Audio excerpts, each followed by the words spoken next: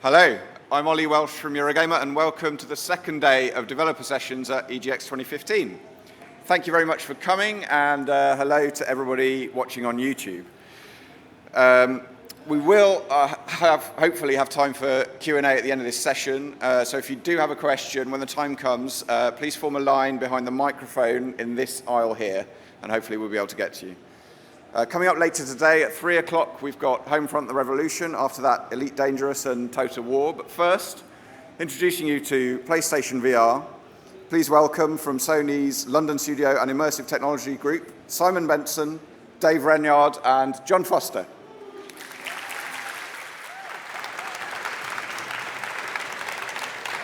Thank you.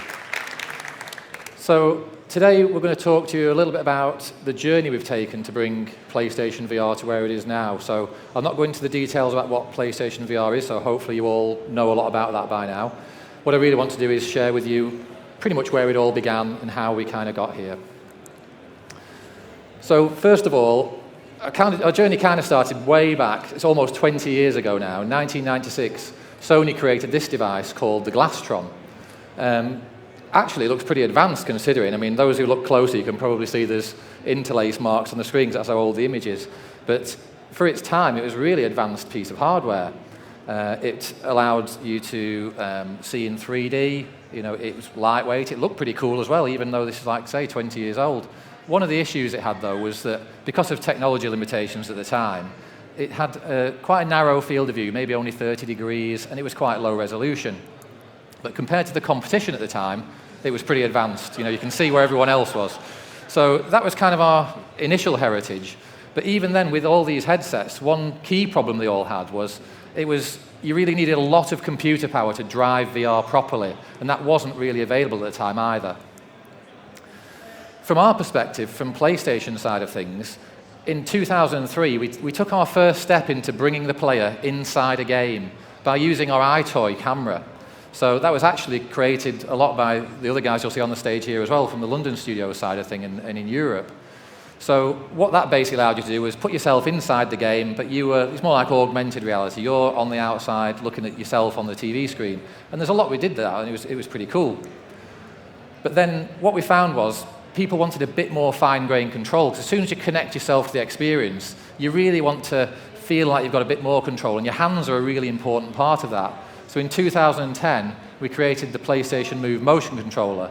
So this is one of them here if people haven't seen it, but it allows you to bring your hands into the world, and they've got fine-grained tracking on them, so it knows exactly where your hand is. You've got buttons so you can control things properly. And that's when we first started doing optical tracking. That's tracking things that light up, basically, which was one fundamental part of our technology. Also in 2010, we looked at 3D gaming and brought that out on PlayStation 3. And again, when you think about 3D, it's a really important part of our lives because we see the world in 3D. And when people think about really immersive experiences, say a lot of people think the Star Trek holodeck is the best immersive experience you could get. No one calls it the 3D holodeck, but it wouldn't be very good if it wasn't 3D. So 3D is like another really important technology for virtual reality. And for our 3D on PlayStation 3, we actually won the equivalent of an Oscar, which is the 3D Imaging Award. So again, with these pieces now in play, we've got a lot of experience with all these pieces. Many of our teams started putting them together and experimenting, using the advanced move controller with all of its sensitive gyros and accelerometers to get really good position and orientation tracking, started connecting them to different headsets. And here's Shuei Yoshida, you'll see now, in 2010 with some of the early ones, that was just experiments in our studios. There, I think it was playing God of War 3, and also Datura, where we really started to experiment with 3D gaming that was tracked, that you could look around. But again, one issue was these headsets, they didn't really have the right field of view. It was kind of still like a bit of a TV screen strapped to your head and you're moving it around. It was good, but we wanted better. So again, in 2010, which is clearly a big year for us, we started experimenting with our own headsets and widening the field of view and really looking at what we could do with that to make it so there was no sense of a screen and you were truly in the world. And this is one of our early prototypes. You can probably see there elements of the Move controller built into it at the top. Obviously, our styling has gone a long way since them days, so well done to our designers. But that was kind of the essence of where we first started looking at wide field of view, immersive virtual reality displays. In 2013, we got the compute power we needed. The PlayStation 4, most powerful games console there is, and it's an amazing platform for driving virtual reality. So one thing we do for virtual reality is we want to make our games work really well there, so we have to drive them at a very, very high frame rate.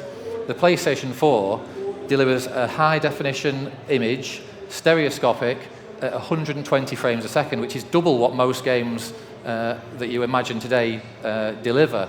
And that's only possible because of the power of the PlayStation 4. So finally, we got that missing piece of the puzzle. At the same time, we also brought out the camera system for the PlayStation 4, the PlayStation Camera. This now is quite a few generations on in what we learned about cameras and tracking. It's got 2 high-definition cameras in there. It's stereoscopic camera, so it can triangulate distance from the 2 camera points. And it's a great device for tracking optical devices. We had a lot of experience in that, and that's where we brought that to. Also, the DualShock 4 for the PlayStation 4, you see the DualShock 4 has this light bar on there. Again, perfect for tracking. So with our camera system, our Move controller, our DualShock 4, we have this environment now with lots of things that can be tracked. And then next year, we're bringing out PlayStation Virtual Reality. And again, you can see the lights are on here too, so the whole thing tracks all together. So the one camera system tracks everything. We've got the whole ecosystem. So really, when we talk about PlayStation VR, it's more than just something you put on your head. It's the whole system. It encapsulates all these parts. You've got the controllers that are important to bring your hands into the experience and connect you to the world. The camera itself, which does all the tracking and makes it very easy for you to use your existing controllers and be part of that experience. And also the PlayStation plays a really huge part in it. And when you've got that whole system, you can really make a really good VR system, because it's important that you can get latencies down, that maybe when you move your head, instantly the PlayStation can pick up that information and output the right image that's looking in the right direction very quickly. So you need to optimize the whole system. So that just gives you a bit of an insight into where we are with that. But I think where the magic really happens with virtual reality is in the experiences we create and the games that we create. So on that point, I'd like to hand over to Dave Ranyard from London Studio, who can talk you through some of our work there. Thanks, Simon. Thank you, Simon. That's great. So here we go. Yeah, so I'm Dave Ranyard, and I work at the London Studio. We've also got John, who's one of our principal designers. I'm going to tell you a bit about our thinking around virtual reality, and John's going to take you through some of the perhaps more detailed design of one of the experiences that we've been working on. A little bit of background. I think Simon touched on some of these, but as a studio, we've made quite a lot of augmented reality games using the camera. We've used the Move controller, and so when you understand a lot of augmented reality, and as Simon said, the tracking of different things, it's not such a big leap technically and even creatively to move into virtual reality. And I've also mentioned the Getaway up in the top left corner, because that has been an influence on one of the things we're going to show you today. So just a little bit of history of sort of things we've worked on as a studio. But I want to just take us back to a simple question now, which is, what is virtual reality? And this might sound like super simple, and I'm sure there's a lot of people here who know a lot about virtual reality as well. But for us, in our thinking, we've started from the beginning with this. We've not ported existing ideas. We've really thought from the ground up while making different experiences in virtual reality.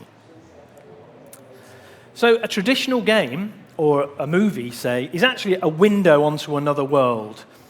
You know, if you're playing a game at home, you're looking at your TV, you've got loads of other stuff around it that's a distraction.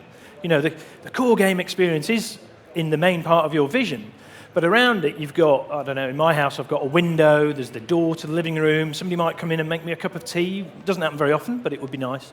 As a distraction. So there's all these things that can take you out of your immersion into the game.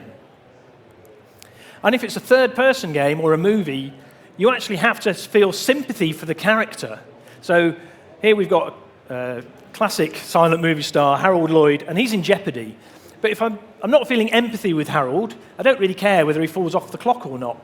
You know, you've got to actually establish that empathy. But in VR, it's you who's going to feel the fear of falling. It's actually, you can actually tap into a biological and an emotional response to that vertigo, which is perhaps different to more traditional media. So looking at this, it's like your head is where the camera is. You're not looking at it third person in any way. This is the view you're getting. So even though you might be in a living room or in a game studio or at EGX, in virtual reality, you can see a huge drop before you, and your body actually physically reacts to that and makes you feel scared and feel fear. Even though logically, you've got a logic level in your brain that's telling you, well, I'm not at this place. The subconscious is going, yes, you are. And so, for us, it's about triggering those emotions. I also want to touch on something, presence, which is a word that's used a lot in relation to virtual reality. So presence is this concept of tricking you into believing you're in another place. So we might trick you into believing you're in this quite old-fashioned sci-fi, it's not sci-fi, dinosaur world. We can trick you into that, and that's great.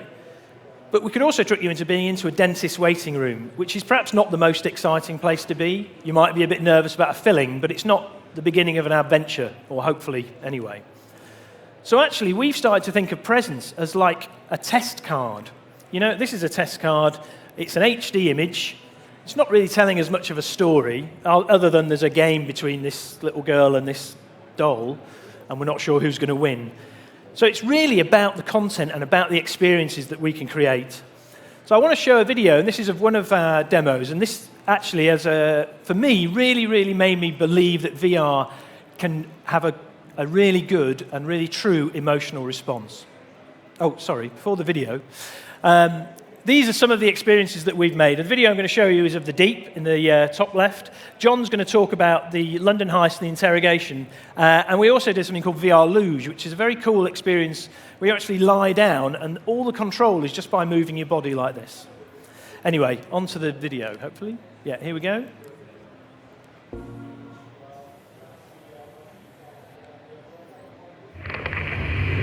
Okay, here we go. Going down. Next stop, basement level.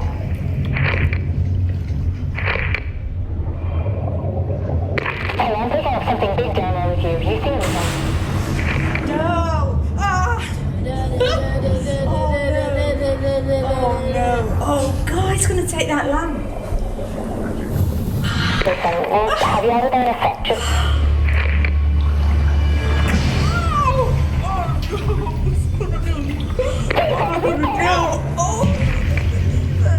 Oh my God! Oh my God! Okay. I want to try. Oh. Let me, Is it scary? controller. How did you find that? Scary. Ooh, my heart's beating. Ooh, when it suddenly comes, and actually your defences are taken away. That is the real. You feel pretty vulnerable. Scary. Don't So that's my mum. You might think I'm a really evil son now, but she did actually ring me up and say she wanted to have a go at this because, in all seriousness, she's in her 70s now. She's not going to go diving with sharks, but she got to get that great experience. And for me, obviously, I've known her all my life, and that was a genuine emotional response to that experience. You know, it's not like she was putting it on just to be nice to me. She was genuinely scared of the shark. But the good news is the therapy is going very well. So that experience was called The Deep. And actually, the ending is quite scary because of the big shark, but there's several layers that you go through. It's very beautiful, and it was actually designed to acclimatize people to VR. So you start off just below the surface, and you're looking around. There's beautiful fish, there's a turtle to look at, and it really encourages you to gently look around and really experience VR very well. It's very, very simple, but this is kind of this whole thing we've done in the studio. It's about taking it back to be really simple and then progressing from there. And hopefully, as you'll see what the work that John talks about, you'll see how we've progressed from these very simple but effective experiences. And then you get to meet the wonderful Mr. Shark. Actually, it's a female shark, we know. So it has this full 360-degree tracking. So now that video had one of our early prototypes, but now the headsets have lights on the back as well. So as you're looking really around like this, we can track every movement. It also uses binaural sound to give you hints as to where to look, where there might be some action. And it definitely transports you to this other world that perhaps we wouldn't be able to go to every day. And you do get this amazing emotional response. So with that, I'm going to hand over to John, who's going to take us through the London Heist. So thank you very much. I'll be back for questions.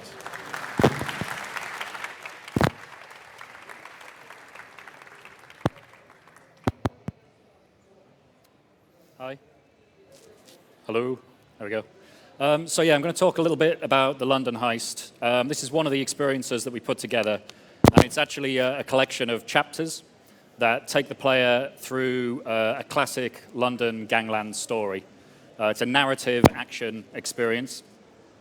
Now, with each of the chapters, we decided to focus on something in particular, some aspect of the player experience that we wanted to develop and refine. In the first chapter that we're going to look at, that's the interrogation scene. So in this sequence, you find yourself sat on a chair in Mickey's lockup. This is Mickey, and he's not a very happy chap when you first meet him. The reason he's not very happy is he believes you've got some information that he wants, and he's pretty certain that he can get you to give that information up. Now, the focus that we had for this particular chapter was character interaction. We wanted to be able to convey the emotions that Mickey was feeling, but also, of course, generate emotions in the player, mostly fear and nervousness. Now, we have a variety of ways that we want to use to really create that relationship between the player and Mickey. One of the ways, of course, is with the voice acting. We have a really good actor doing the voice for Mickey. The expressions on his face, this is quite standard stuff, but also the physical acting, the way that he moves. But further beyond that, we wanted to make sure that Mickey was responding to the player's presence, so you really felt like this was a person in front of you. So he locks eyes with you at the start of the experience, and if you move side to side or if you stand up and sit down, he'll follow you with his eyes, and there's something very powerful about having a character staring at you, especially when he's acting in the way that Mickey is during this sequence. Also, if you look around the scene, he knows where you're looking. So if you look him in the eye, he makes comments about how foolish and brave you are to look him in the eye. If you look at the exit, sorry. Oh.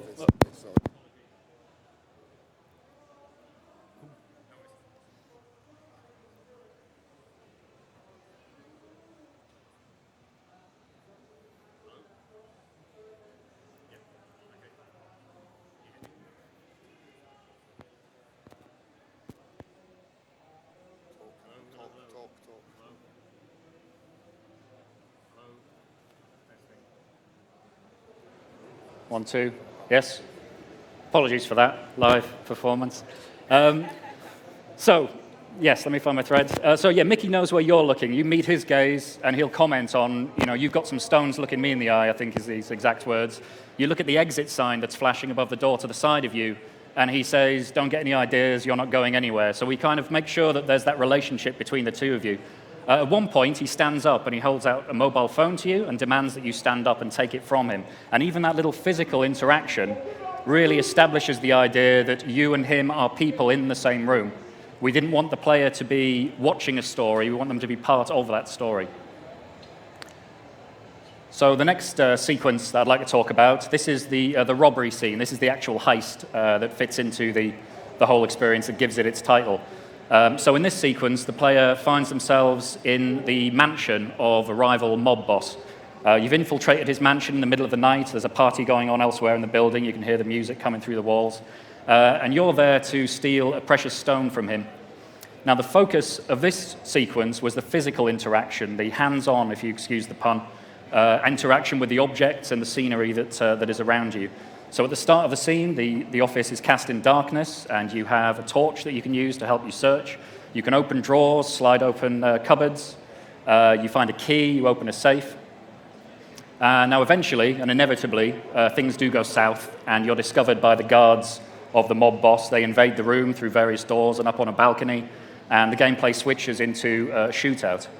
Now, although the gameplay has changed from searching into a shootout, the reason the shooting gameplay works so well is it's still based on that foundation of object interaction that we spent a lot of time refining. It just so happens that the object that you're using is pointed at the guards and bullets come out at the end.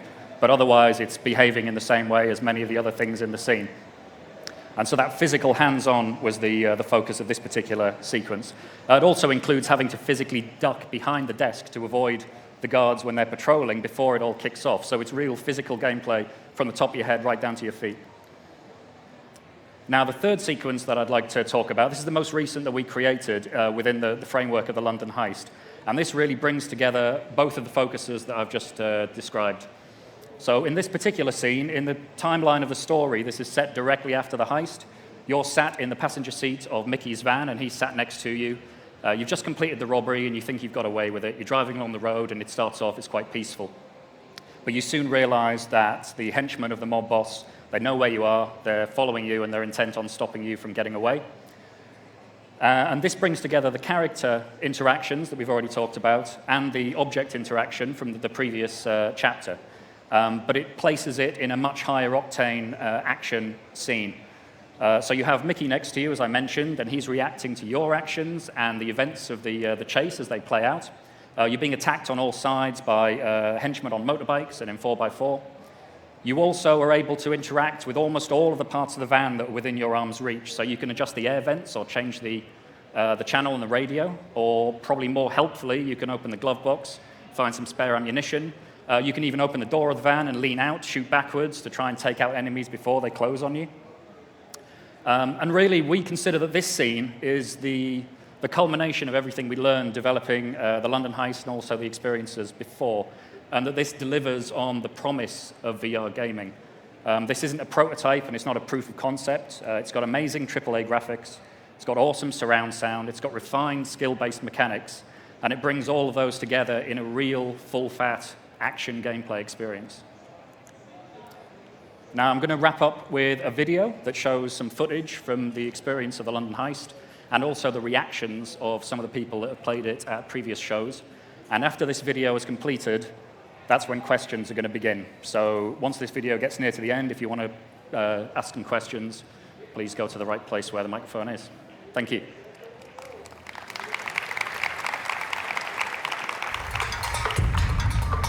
Oh my God. I'm speechless, but I gotta say something. The London Heist. When I played that game, it changed my entire idea of what VR is. Anyone could just put it on and start playing. You don't have to explain too much to them. I think my mom could figure it out. Instead of reloading, it's not just a button, like I have to grab the clip with one hand, jam it in with the other one, and then go again. It makes you think differently about gaming overall. The most surprising part was being able to grip onto the glove compartment and see what's inside. I was being interrogated in the beginning by a guy. He was making eye contact with me. I had to reach and grab stuff. He held it out of my reach intentionally. I go into the drawer, load the clip up, stand up, start shooting. Doug, shoot. Oh, like this. There was a desk in front of me while I was playing it. When I was done, I went to drop the controller on the desk that wasn't really there, and they had to catch it. That studio really knows what to do with VR. The timing was excellent, the movement was excellent. Yep, I'm pretty much sold on VR. That's one of the things with VR. It's really hard to describe to somebody. The best thing is to just show them.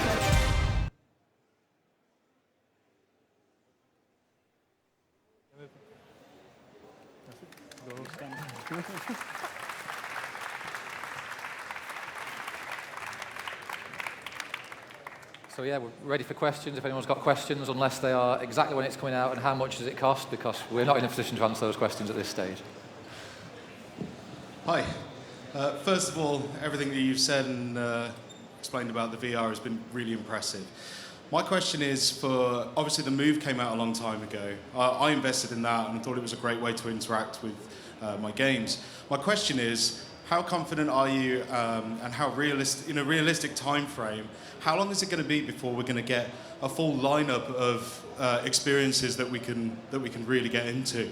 I mean, these are obviously really tailored to demonstrate your technology, but what about the future and how far away do you think that is? It's a good question. I think the exciting thing we've seen is we've seen in a very short space of time many people making very, very different experiences that even we hadn't anticipated. So I think people are very quickly discovering that actually VR is such a different thing. It's got a completely different rule book.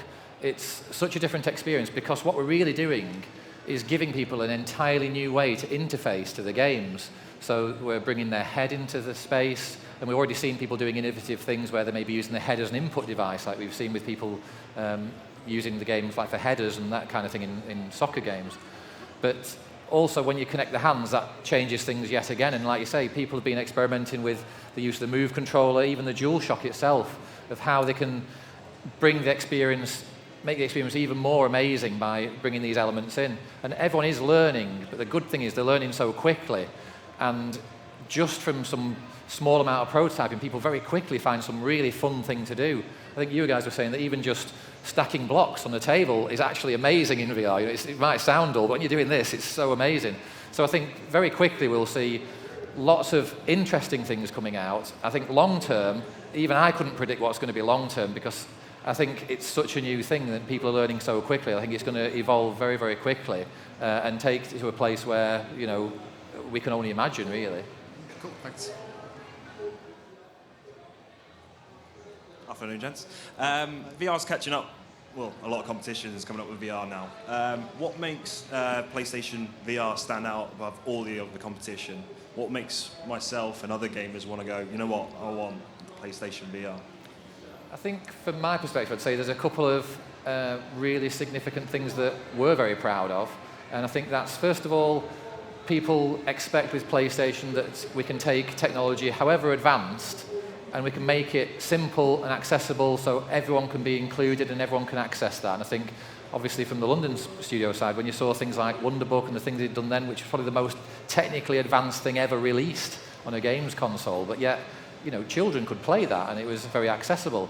So I think that's one thing I think PlayStation brings is the idea that, yes, it might be advanced technology, but it's plug and play. You can plug it in and you're there and everything just works.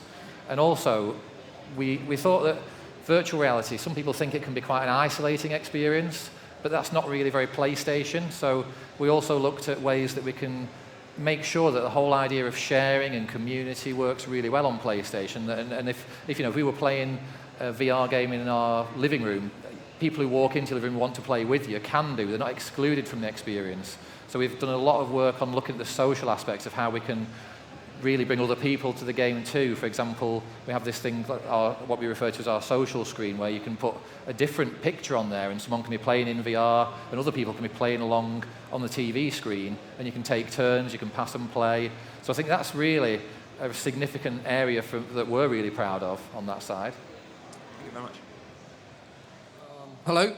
I'm one of the gamers who are afflicted with a motion sickness disease during long periods of play, especially games that have low field of view. So basically my question is split into two. One, to the developers of PlayStation Move or the VR headset, what can you do to reduce strain in terms of lowering the weight? Is there any plans to reduce weight in the future VR headsets? Because we used to get the consoles in slim versions and previous fat versions. And also, one to the developers of the games, are you considering putting a higher field of view to the games? Because right now the industry plagued with 55 very narrow field of view that some of the gamers find really, really tiring to play for a longer season. So on the point about field of view, our field of view is around 100 degrees. So we're very pleased that that's a really positive thing. You don't feel like there's any borders to the gameplay.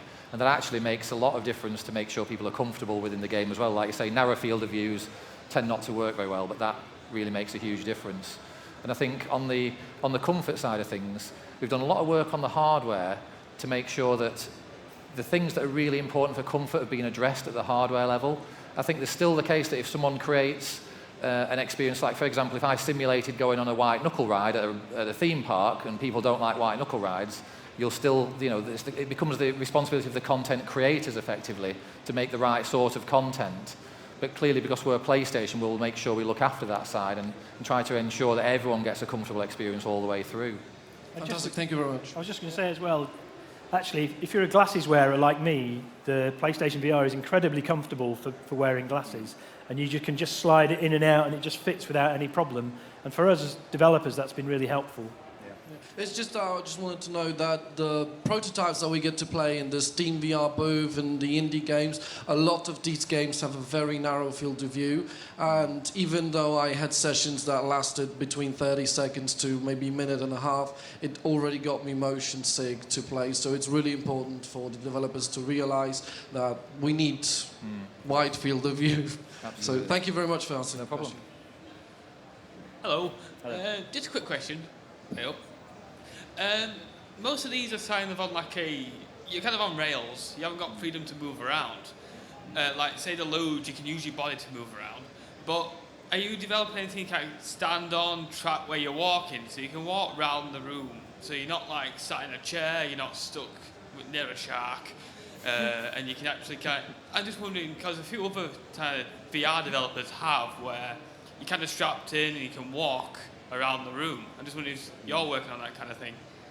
If I could say, hello? Hello. Yep. So you'll see with some of the experiences like the heist, we don't, not that I'm aware of, have any of the kind of devices that you're describing. But some of the experiences are designed to be more static. Some of them potentially, like Rigs, for example, is a controller-based seated experience because you're in a mech. Yeah. The heist one that I mentioned, when you're involved in the gunplay and the searching of the environment, that's an experience that benefits from a lot of movement. You can duck, stand, move to the sides, and the field of view of the camera is very good. So you can, if you're at the right distance from that, you can move a good amount of distance in all directions. So it really depends on the kind of experiences that we put together, but the capability for ones that involve a lot of body movement is definitely there. Yeah, that's all. Cheers. You're welcome. Hi. We know the first-party support from PlayStation is always strong for any product, what you guys bring out. What's the third-party response been like from people like EA, Ubisoft, etc.? So on the developer side, it's been quite interesting because when we create these kind of technologies, we obviously take them out to our developers early and showcase them. And the feedback from our developer services side, they basically said when they took PlayStation VR out there, it was unanimously incredibly well received. It was the easiest one they had to take around and show it to people. It was just people just fell in love with it. And it's typically in every studio, there's always somebody that's just wished for VR for their entire life. You know, and you show it to them and they're like, wow, this is in my lifetime, really? And then people just want to get behind it. So we've had a hugely positive response from everybody, really, that we've taken the technology to. An experience, if you get a good VR experience, it's a transformative experience. You know, the number of times we've shown London Heist to people, the most common things that people say is, that was awesome, I'm a convert, and please will you take my money so I can have one? You know, I mean, it's such a step change in an experience. Sorry. No, go on. We hear anecdotes of quite high-level executives in these third-party companies who are a little bit skeptical initially, and then they play an experience, as Dave describes, and it flips their view of it completely. As the guy said at the end of the video, it's kind of like HD was and 3D was. You can describe it as best you can, but you won't get anywhere close to what the person actually using it will see it to be, because it's speaking to their senses as well as just their kind of conscious mind, really. Okay, cool. Thank you for your time. You're welcome. Thank you. Will there only be games designed specifically for the VR? Will it be incorporated into other games like a first-person view? So I think, again, there'll be a range there, because what we did find very early on is virtual reality, because it gives you a completely different interface to the game. It's not just about just input here, but your head's in the world, and you can bring your hands into the world. The type of games that work, or the type of experiences that work better are quite significantly different. So what I think we'll see is some people will make games specifically for VR. Some people will take a part of a game, maybe, that works really well and make that work with VR. And some people will take the game world and represent it as a VR experience in another way. So you could imagine maybe a game where it's like say, a first-person shooter. Maybe they'll leave the bit where you're running around on foot or something like that and climbing up ladders that requires a lot of interaction. Leave that as a D-pad thing that's very well tuned. And maybe you get into a vehicle and suddenly it's a perfect simulation. Actually, the sensation of just putting on the headset would be like putting a helmet on, and then suddenly you're in a vehicle, you're in a helicopter, you're in a tank, you're in a whatever. You know, and you can see how those would fit into existing games as sort of transitions to different experience within a game. Sounds great. First of all, congratulations on something that's probably going to be one of the best things coming out. Thank you. My question is, with the iToy, and even to the point of the room play with the camera that's just been come out, you do need a lot of space to get the full experience. Now, my question is, are you going to have to have that space with the VR, or are you going to be able to sit back comfortably and just play it where you're comfortable at? No, yeah, that's a really good question. And talking, as John was saying about, so in the heist, for example, you're ducking and diving. We are conscious of people's living rooms, and not everyone has a dedicated virtual reality room in their house or a holodeck or whatever. So we are trying to manage that so you can get a great experience without having a massive room. So certainly quite a few of the experiences are seated, so that means you don't really need a big amount of room. And then some things we've experimented with ducking and diving, we're still keeping like a central position. So you might only be going, step to the left, step to the right, and so on, and not making it that you'd need the whole room, because we think that would be not enough people would have that opportunity. I think it goes back as well to the point I made earlier about the fact that we've been looking at camera-based games since like 2003. We've actually got a lot of experience in understanding the play space people have, and London Studios in particular did a lot of work in that area. So we've been very considerate of the space people actually have to make sure we're creating great experiences that fit within people's homes. Okay, thank you. Hi, just step forward. Hi, I study game design at university, and one of the things I have to do is I have to do a critical analysis of play and what is play, what can it bring to the world. And I was wondering, as industry professionals, what do you think your virtual reality can bring to players, in who plays, how we play, and how it can affect people's perception of play? Wow, that's an essay. Yeah, that's a good question. But for me, one of the interesting things I find is that people play along. So if you're sitting and Mickey's staring at you, you play along. You could kind of, I don't know, go upside down and do all kind of silly things, like you could in any game really, but people don't want to do that. They do want to play along, and I've found that a genuinely interesting thing to see. The fact that you actually take people to another place is just like jaw-droppingly wow for people. And a lot of times I've used the analogy of old movies. So, I don't know if people have seen, a movie where there's a black and white screen, there's a train coming towards the screen, everybody's running out of the theatre because they think, it's that kind of response that people have got. We've really gone to the next level. So I think those things are really interesting. And I think in terms of play, there's more opportunity to do things that are, as Simon's alluded to, it's not just about sort of twitch control on the DS4. DS4 is a great mechanism, don't get me wrong, but just, being able to just look around or having responses to you looking at a certain part of the screen is a huge difference and gives people a great sense of freedom and immersion in these worlds. I think one of the challenges we've set for ourselves in the way that we approach designing the experiences that we're showing you is, rather than telling someone how to play the game, we want them to act as if it's not a game. We want the player to be able to act on instincts and just do whatever seems reasonable. And that's quite a challenge, but our job is to then give them a good response, regardless of how they choose to interact. So that means that the world has to be very, very consistent. That we give them a really basic set of rules, kind of like we have in real life, just the way that you physically interact with things. And whether that's a controller in their hand or representing their hands in the game world. And that's, I think, been one of the key changes for us, is we don't want to explain how to play a game anymore. We want to put you in a room, in a cockpit, in a van that's racing along, and really say to the player, do whatever seems appropriate, and we'll deal with that. I think a couple of other things on the topic of play that surprised me with VR is my wife can't play games at all, basically. She doesn't really understand the DualShock. She's not really a gamer. But yeah, I could take her and put her in a VR world, and suddenly, I tried her on the heist, she's there, she could search through drawers, she could load guns, she could take out all the bad guys without any instruction, without any tutorial. And the thing it taught to me was what we've actually got here is something that's completely changed the barrier to entry for some people to get into games, that you're no longer doing an abstract thing of a game on a screen and a controller. You can get connected to this world and the real world rules apply. So actually, suddenly, anyone who knows how to interact with the real world could do that. And the thing that I found as well when she tried the game, the one thing she couldn't do, she was loading the gun because she thought the bullets went in the top. Clearly not watched enough action movies. But you know, it was interesting because that was like no instruction whatsoever, and yet she could do all that. And I also think online play could be transformed because we're used to playing online with our friends and we build up good relationships with our friends online, but they're kind of just a voice floating up here somewhere for us. And actually, you know, when you're playing with virtual reality, that's no longer the case because now you could look at them and you can see their body language too.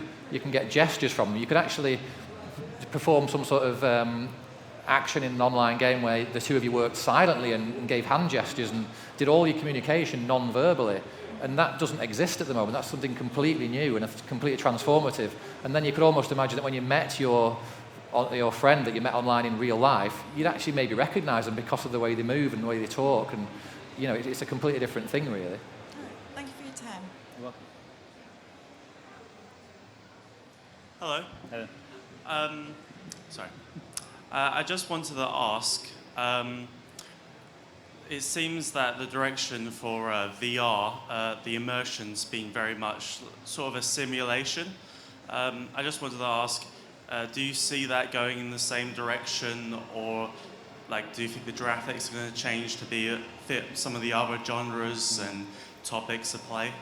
So I definitely believe that abstract graphics can work really, really well. I mean, we've done a number of things where it has been about realism, and I think that was because we just wanted to, you know, could we do that?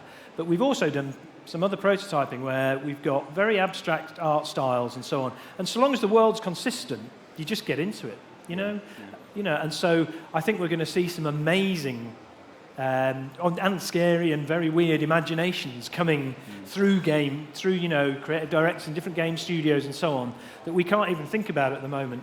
And right now, we're scratching the surface on more realistic things, but I do absolutely believe, and I've played a number of them where something quite abstract can be an amazing experience. Yeah. One of the terms that we tend to use is that we want to make the worlds believable, but that doesn't necessarily mean realistic or even particularly complicated. I think when they're believable, it's because they're consistent at all times. So we can build an extremely fantastical world, but if that world behaves to a set of rules, be they real world or not, the subconscious will quite quickly absorb those rules and say, this is a world, this is how it works, and this is real. And that's what we've really found to be the case.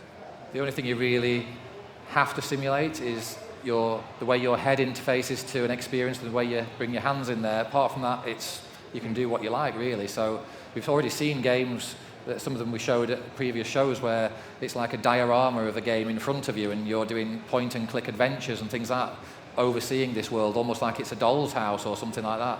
And, you know, they fit really, really well into virtual reality. It's like, this is the thing, it's just our imaginations that are our own limit to that. We simulate us being inside a world, but whatever the world is can be anything we want. Thank you very much. Hi guys.